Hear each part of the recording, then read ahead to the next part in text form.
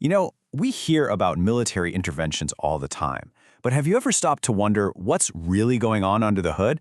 Today, we're going to take apart the entire machine. We're talking about the public-facing justifications, the moral arguments, and then the hidden economic gears that are always turning in the background. So, let's start with a puzzle. Back in 1991, you have the Gulf War. It's talked about as this clean, decisive, successful operation. Fast forward 20 years to 2011, and you have the intervention in Libya, which was also launched with these really noble aims. But that one, it completely spiraled into chaos. So what gives? How can two missions, supposedly similar, end up in such wildly different places? Okay, so picture this. It almost always starts with a very familiar script. A crisis blows up, one country invades another, and suddenly the whole world has to figure out what to do. And boy, did things escalate quickly back in 1990. Iraq invades Kuwait on August 2nd, the UN hits them with sanctions almost immediately, but the real game changer comes a few months later, in November. The UN passes Resolution 678, and that resolution uses this very specific language, all necessary means. That, right there, is the diplomatic green light for war. But see, a UN resolution, that's only half the battle.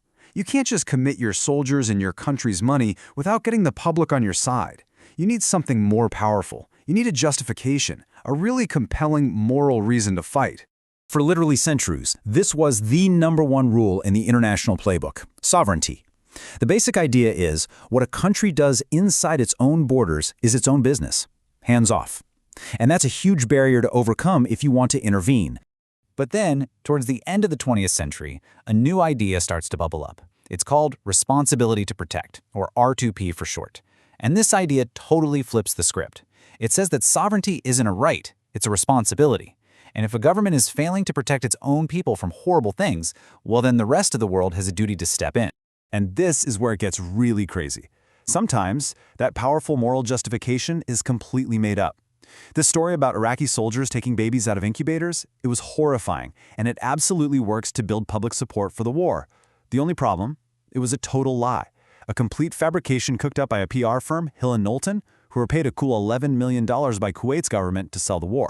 All right, so we've looked at the public-facing arguments, but now we've got to pull back the curtain and look at the powerful economic forces that are always at play. And this brings us to something called the petrodollar. So you gotta ask yourself, why does a fight over some oil fields in the Middle East suddenly become a massive crisis for the entire global economy? Well, the secret isn't just about the oil itself. It's about the currency that you have to use to buy that oil. Okay, so this is basically the hidden wiring of the whole global economy. And it's actually kind of brilliant. It's a 3-step dance. Step 1, the big oil countries agree to sell their oil only for US dollars. Step 2, this means that any country that needs oil, which is, pretty much everyone, has to buy US dollars first. That creates this huge constant demand for the dollar. And step 3, the oil countries then take all those billions of dollars in profit and invest them right back into the US by buying things like government bonds. It's a perfect recycling loop. And the scale here is just mind-blowing. To give you some perspective, that's what OPEC countries made from oil exports in just 1 year, 2022. $888 billion, and pretty much all of it flowed through that US dollar system. So what this really means is that the US has a massive interest in making sure two things always stay the same: that the big oil-producing regions remain stable, and that the US dollar remains king. Any threat to either of those things is a direct threat to this entire economic engine. Okay, so you've got the public justification, you've got the economic motivation locked in place. Now it's time for the military to rule. And the way the world watched this one unfold was unlike anything anyone had ever seen before. For the very first time, war was being broadcast live 24/7 right into our living rooms. We were all watching these videos from the nose cones of smart bombs, hitting their targets with surgical precision. It was all stealth fighters and GPS. It felt like something out of science fiction. They called it the video game war because it made the whole thing feel so clean and distant and completely masked the brutal reality of what was happening on the ground. And the ground war itself? It was over in a flash. Just 100 hours, Kuwait was liberated. From the outside, it looked like an absolute, flawless textbook victory. But what happens after the mission accomplished banners come down? This is where that clean, simple story of intervention just completely falls apart, and we're left with a legacy that's, well, a lot more complicated. Just look at this massive gap between the stated goals and the long-term reality. For the Gulf War, the goal was to liberate Kuwait. The reality? Well, Saddam stayed in power for another 12 years. And in Libya, the goal was to protect civilians. The reality?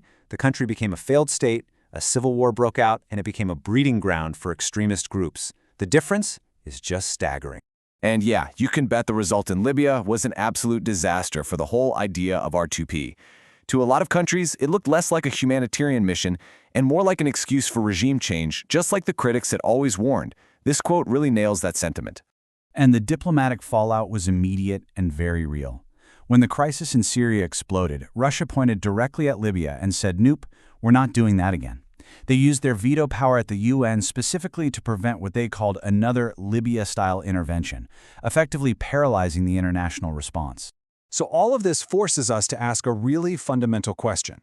Are these big ideas, like the responsibility to protect, applied as a consistent principle wherever they're needed, or are they just convenient tools, pulled out of the toolbox only when a crisis also happens to line up with a country's strategic and economic interests? Which leaves us with one last and, I think, crucial question. If intervention is in fact selective, then who is truly being protected? Is it the civilians caught in the crossfire, or is it the system itself?